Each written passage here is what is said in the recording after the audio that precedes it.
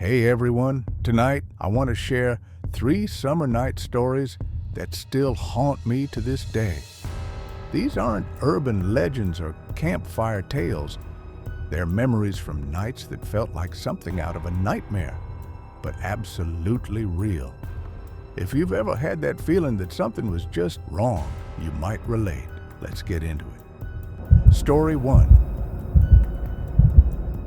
I was 16 when this happened.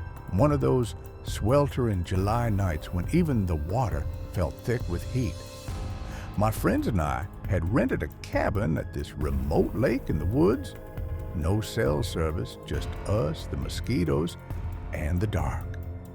We'd spent the day swimming and drinking, and now, hours after dusk, we sat huddled around a small campfire near the water's edge.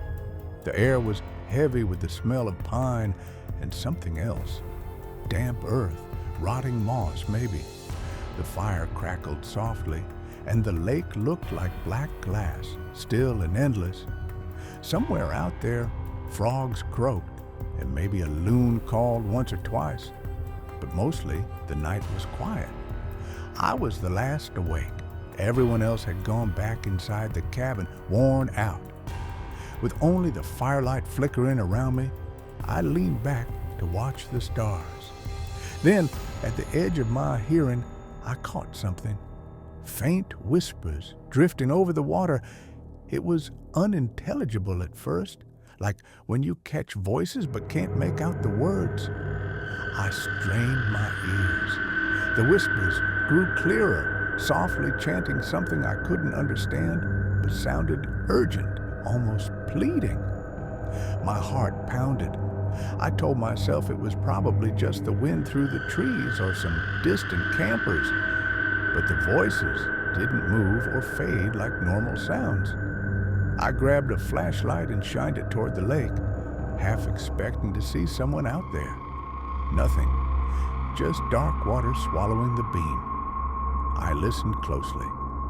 Then I heard splashing. Not a fish or a frog, but slow, heavy splashes coming closer from the far shore. The whispers turned into low, guttural moans. A cold shiver ran down my spine, but curiosity tugged me forward. I stood, chest tight, and edged closer to the water. The moon broke through the clouds for a second, reflecting silver streaks across the surface. That's when I saw her. A pale figure, barely visible, stood waist deep near the shore farthest from me. Her hair was long and dark, hanging wet and tangled. She didn't move except to turn her head slowly towards me, eyes glowing faintly in the moonlight, empty, hollow. I almost called out, but my throat went dry. Then she began to move, slowly surfacing, stepping out of the water as the wet grass soaked through her dress. The chills I felt weren't just from the cold night air. I stumbled back, heart slamming in my chest. Suddenly, the whispers stopped. The lake went silent. She was gone, just like that. I ran back to the cabin, locked the door, and didn't sleep till dawn. The next morning, my friends laughed it off. They thought I'd had too much to drink.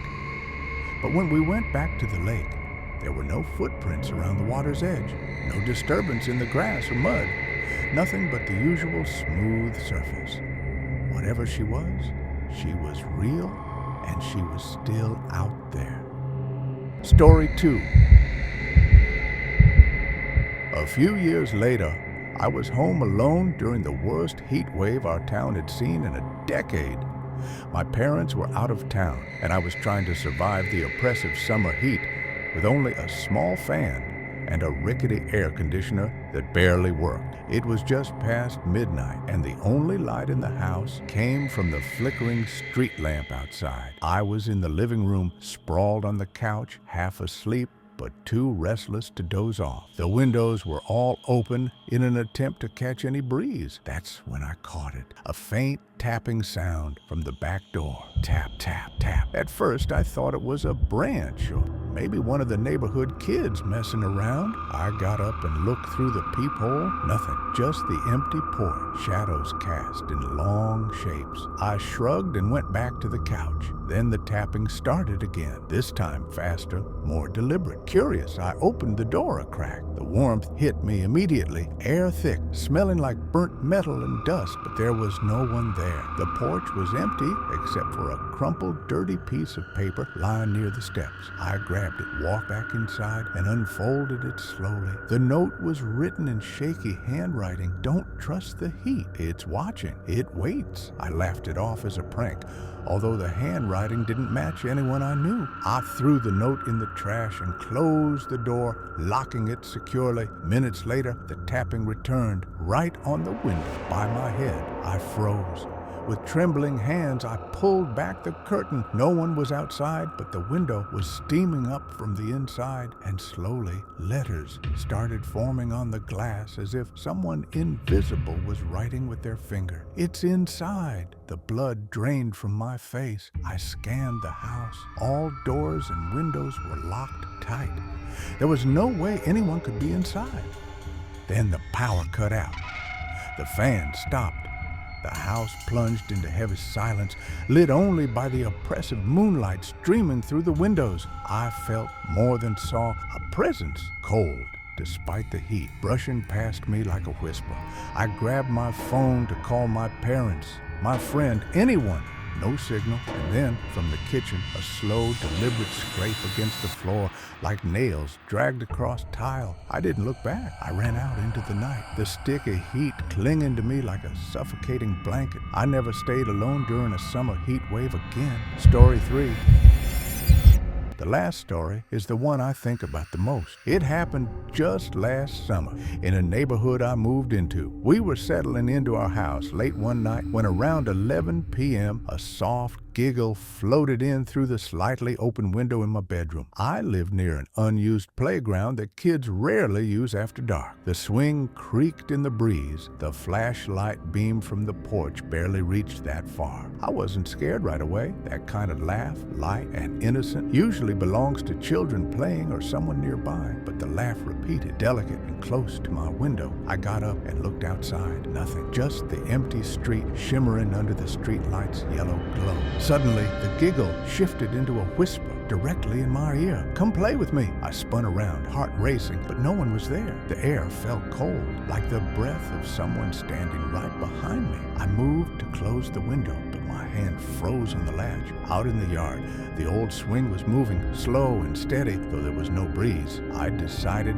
it was best to leave everything open and just stay calm.